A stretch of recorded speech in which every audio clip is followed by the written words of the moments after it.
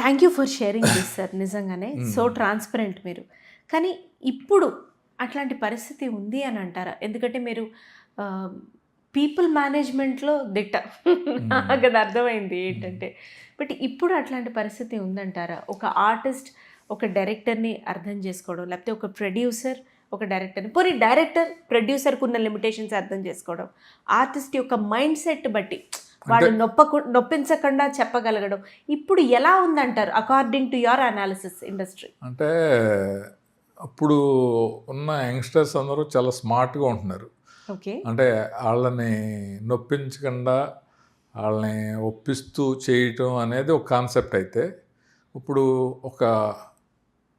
కొంతమందికి ఏమి తెలియకపోయినా ఒక కన్విక్షన్తో ఉన్నట్టు, లేదు సార్ ఇది బాగుంటుంది,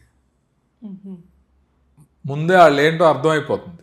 ఇప్పుడు ఆర్టిస్టులు ఏం చేస్తారంటే ఇతనేంటో మనం ఏం చెప్పినా అతను అనుకున్నది చేస్తాడు అన్నప్పుడు సైలెంట్ అయిపోతారు. అవును సార్. సో అలాగే చాలా జరుగుతున్నాయి. అవన్నీ ఎప్పుడు రిజల్ట్ అప్పుడు బయటకు వస్తాయి. ఈ డైరెక్టర్కి ఏం తెలీదు, ఈ డైరెక్టర్కి చాలా బాగా తెలుసు, ఇతను క్లారిటీతో ఉన్నాడు. ఇంచుమించు ఈ ఆడియో ఫంక్షన్స్లోనూ ప్రీ రిలీజ్ ఈవెంట్స్లోనూ డైరెక్టర్ చాలా ఎక్స్ట్రాడినరీగా చేస్తున్నాడంటే ఇన్స్పైర్ అయిన ఆర్టిస్టులు అందరూ అక్కడే మాట్లాడతారు. మేము చూడగానే చాలా ఫస్ట్ డే అనుకున్నాం ఆ సీన్ చేయగానే అంటారు, లేదా సైలెంట్గా ఉంటారు. ఓకే. సైలెంట్గా ఉన్న సినిమాలు సైలెంట్గా ఉంటాయి. ఒక టెక్నీషియన్ గురించి ఒక డైరెక్టర్ గురించి బాగా మాట్లాడిన సినిమాలు డెఫినెట్గా రిజల్ట్లో అది రిఫ్లెక్ట్ అవుతూ ఉంటుంది. Wonderful sir, so deep. Sir ఏది మీరు యాక్టర్గాను మెస్మరైజ్ చేశారు, డైరెక్టర్గాను మర్చిపోలేని సినిమాలను ఇచ్చారు. సో ఏది ఈజీ సార్? ఎందుకంటే నేను ఒక యంగ్ డైరెక్టర్ నుంచి ఈ మధ్య విన్నాను, ఆయన కూడా అంటే ఎక్కడో అక్కడ ఒక చిన్న స్లిప్ ఆఫ్ ద మూమెంట్, నేను కూడా రేపటి నుంచి 9కి వస్తానండి, 6కి వెళ్ళిపోతాను, ఈ డైరెక్షన్ నాకు వద్దండి, మీరు ఏమైనా వేషాలు ఉంటే చూడండి, సరదాగా ఆ స్లిప్ ఆఫ్ ద మూమెంట్లో ఆయన అలా అనడం జరిగింది.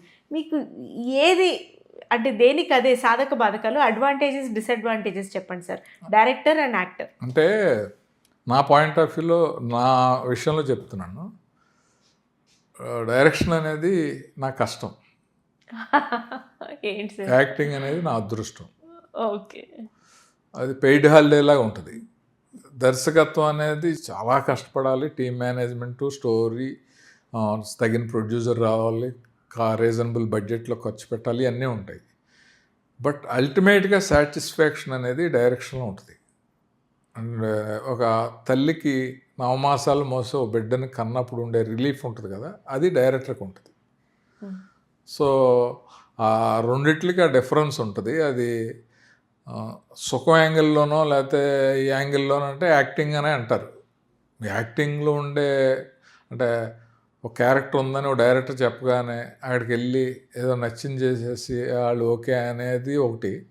కొంతమంది ఏంటంటే డెడికేటెడ్గా క్యారెక్టర్ ఏంటి, ఎలాంటి బట్టలు వేసుకుంటాడు. ఇప్పుడు సపోజ్ నాకు ఇదివరకు పోస్ట్ మ్యాన్ క్యారెక్టర్ ఉంది, లేకపోతే ఒక ఎలక్ట్రీషియన్ క్యారెక్టర్ ఉందని ఫోన్ చేస్తే నేను చాలా ఇంట్రెస్ట్గా మా ఊరు ఎలక్ట్రీషియన్ నారాయణ అని ఉంటే నీ ఫోటోలు పంపించు, నువ్వేం డ్రెస్ వేసుకుంటున్నావు పంపించు, నువ్వేం టూల్స్ వాడుతున్నావు పంపించు అని అవన్నీ చెప్పి సేమ్ అలాగే తెప్పించి, వాళ్ళు షాక్ కొట్టకుండా ప్లాస్టిక్ చెయ్యి ఒకటి వాడతారు, ఒక సైకిల్ ఒకటి ఉంటుంది, కాకి ప్యాంట్ వేసుకుంటారు, షర్ట్ వేసుకుంటారు, టర్న్ స్క్రూ ఎప్పుడు ఎక్కడ ఉంటుంది, ఇలా ఎక్సర్సైజ్ చేసి, అంటే మనం పాత్ర వేసేటప్పుడు ఆ పాత్రకి మనకు అసలు ఏ విధమైన కనెక్షన్ ఉండదు, కానీ స్క్రీన్లో ప్రజెన్స్ సేమ్ అలాగే అనిపించాలి, న్యాచురల్గా అలాగే చేశారు అనిపించాలంటే ఒక ఎక్సర్సైజ్ చేయాలి.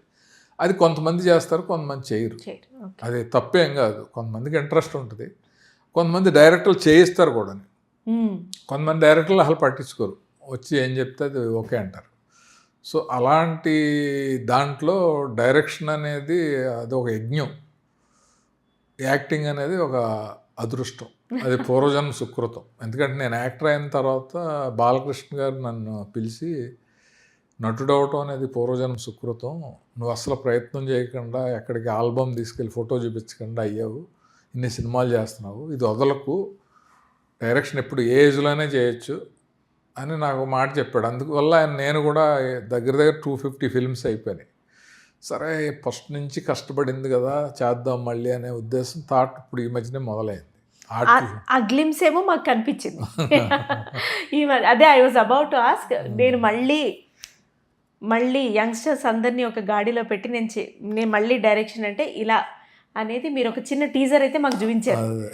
అండ్ Thank ఫుల్ అరే నో సార్, డెఫినెట్గా ఫుల్ ఫ్లెడ్జ్డ్గా మళ్ళీ మీరు రాసుకుంటున్నాను, ఒక కథ, మంచి కథ రాసుకుంటున్నాను. అంటే సినిమా తీయటం అనే ప్రక్రియలో మేజర్ పార్ట్ ప్రొడ్యూసర్. ఆ ప్రొడ్యూసర్ అనే అతను 2-3 రకాలు ఉంటుంది. అంటే తను ఫ్యాషనేట్గా సినిమా స్టార్ట్ చేయడం కాడి నుంచి రిలీజ్ చేయటం వరకు కూడా హెల్ప్ అయ్యేలా ఉంటే మనం ప్రాజెక్ట్ స్టార్ట్ చేయాలి.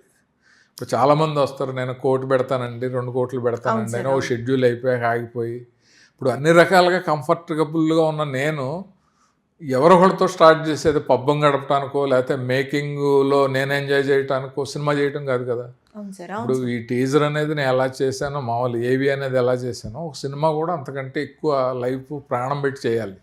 ఆ చేసినప్పుడు నేను ప్రాణం పెట్టి చేసిన తర్వాత రిలీజ్ పార్ట్, ఎండ్ పార్ట్, ఇదంతా ప్రొడ్యూసర్ ప్రమోషన్స్ ఇవన్నీ లేకపోతే కష్టానికి ఫలితం ఉండదుగా. అవును సార్. ఇప్పుడు మీ అందరూ చూసి అంత అప్రిషియేట్ చేసి దాన్ని ఇలా ప్రమోట్ చేస్తాము అని అన్నారు అంటే, అది లేకపోతే నేను ఎంత చేసి ఇంట్లో పెట్టి నేను చూసుకోవడానికి కాదు కదా.